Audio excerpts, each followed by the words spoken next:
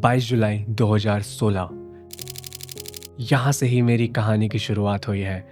Camera rent पे लेने तक से आज सोनी तक का सफ़र आसान नहीं था। तुम्हें पता है, तुम्हारे और तुम्हारे सपने के बीच ना एक ऐसी चीज़ है जो हटा दोगे ना तो सब कुछ ठीक हो सकता है, और वो है self doubt. Hello everyone, this is me Priyesh Anand, और ये है मेरी कहानी फ्रॉम नथिंग टू समथिंग तक की जर्नी। कभी सोचा है स्टोरी टेलिंग कैमरे से होती है या इंसान के नज़रिए से? क्योंकि एक टाइम था जब मेरे पास कैमरा नहीं था और ऑनेस्टली फ़ोन से भी मैंने ज़्यादा स्टोरीज कैप्चर नहीं कर पाता था।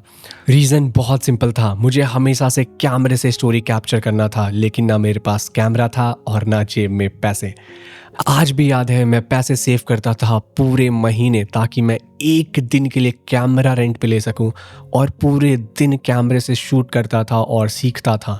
लेकिन तब कुछ समझ नहीं आता था, ना कोई फिल्म स्कूल था, ना कोई टीचर, ना कोई प्रॉपर गाइडेंस। बस एक पैशन था और गलतियां थी।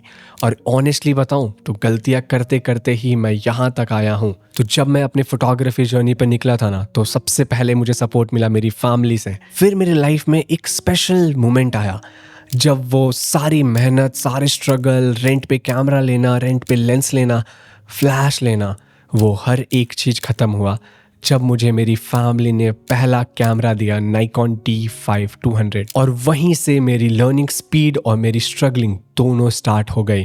तब मुझे समझ आया लेंस क्या होता है, 50mm 1.8 क्यों इंपॉर्टेंट होता है, डेप्थ क्या होती है, बैकग्राउंड ब्लर स्टोरी में क्या रोल प्ले करता है। तब लगा फिल्म मेकिंग सिर्फ रिकॉर्ड करना नहीं होता, फ्रेम क्रिएट करना होता है। और उसके बाद मैंने और सीखना स्टार्ट किया। फिर नेक्स्ट कैमरा लिया, बहुत सारी मेहनत करने के बाद Nikon D5600। वहाँ पे थोड़ा और understanding I, composition, exposure control, lighting का इंपॉर्टेंस। लेकिन स्ट्रगल स्टिल चल रहा था बिकॉज मुझे और भी लेंसेज और भी बहुत सारी चीज़ें खरीदनी थी।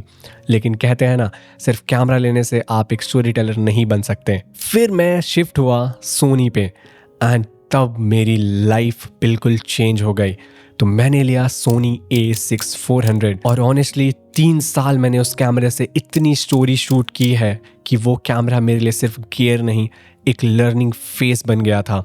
Weddings, travel, YouTube, client work, सब कुछ उसी से किया मैंने। फिर एक पॉइंट आया जहाँ पे मुझे एक प्रोफेशनल कैमरा लेना था। फिर मैंने लिया सोनी A7 IV, और यहाँ मेरी story telling literally next level पे गई। सबसे बड़ा रियलाइजेशन था कलर। उससे पहले मैं सिर्फ 8 बिट कलर पे काम करता था, मुझे 10 बिट के बारे में पता ही नहीं था। बट जब मुझे 10 बिट कलर, लॉक प्रोफाइल और प्रॉपर ग्रेडिंग समझ में आई ना, तब रियलाइज हुआ स्टोरी टेलिंग सिर्फ शूट कैप्चर करना नहीं होता। मूड कलर्स क्रिएट करते हैं, इमोशंस कलर्स एम्पलीफाई करते हैं, और सिनेमैटिक फील कलर ग्रेडिंग से ही आता है। फिर धीरे धीरे मुझे स्टोरी टेलिंग का रियल फॉर्मूला पता चलने लग गया। आज अगर मैं स्टोरी टेलिंग को सिंपल वर्ड्स में एक्सप्लेन करूं, इमोशन कैप्चर करो, लाइट्स को समझो, फ्रेम बहुत ही क्लीन रखो और कलर्स को फील कराओ।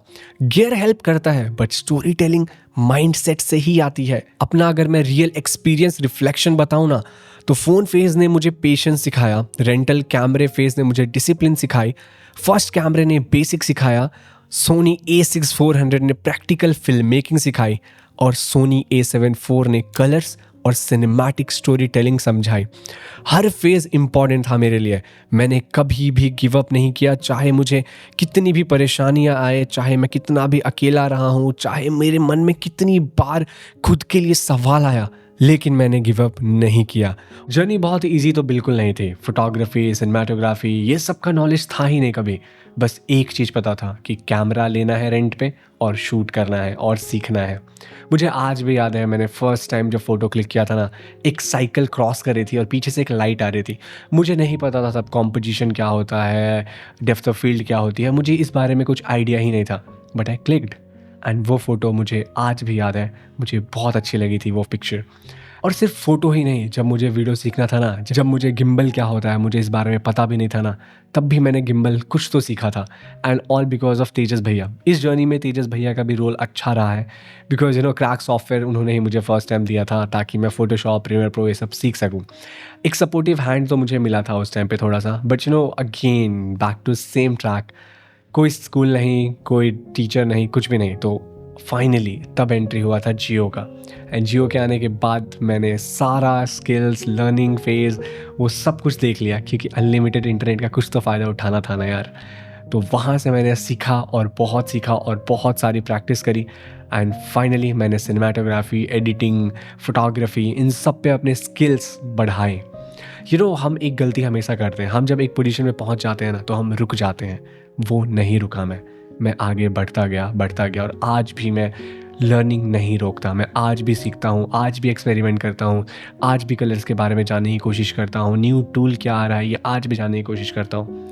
तो अगर आपको स्टोरी टेलर बनना है ना, तो पहले आपको इन सब फेज से निकलना होगा, तब जाके आप स्टोरी टेलिंग तक पहुंचोगे। आज मेरे पास कैमरा है, आज मेरे पास गियर्स हैं, लाइट्स हैं, नॉलेज है, एक्सपीरियंस है, लेकिन मेरे पास एक और चीज़ पता है क्या अच्छी है? मेरे पास एक चीज़ अच्छी ये है कि एक्सपीरियंस के साथ साथ मुझे एक चीज़ समझ आया कि I am a fast learner. मैं बहुत जल्दी चीज़ें सीखता हूँ। अगर आप एक बिगनर हो ना और आप चाहते हो फोटोग्राफी, सिनेमाटोग्राफी, स्टोरी टेलिंग करना, तो परफेक्शंस के चक्कर में मत आना। कुछ भी क्रिएट करो एंड पोस्ट करो। मैंने जैसा कि कहा, सेल्फ डाउट इसको हटा दो। दुनिया क्या सोचती है आपके बारे में आपको कोई फ़र्क नहीं पड़ना चाहिए। आप क्या सोचते हो अपने बारे में ना, वो सबसे ज़्यादा इंपॉर्टेंट है। अगर आप ये सोचते हो कि I am the best, then you are the best. तो परफेक्शंस को स्किप करो और क्रिएटिव माइंडसेट पे आओ। आई रियली होप आपको मेरी ये जर्नी से कुछ तो सीखने को मिलेगा। तो ऐसे वीडियोज़ के लिए मुझे सब्सक्राइब करना मत भूलना। मिलते हैं अगले वाले वीडियो में। Till bye, take care, bye.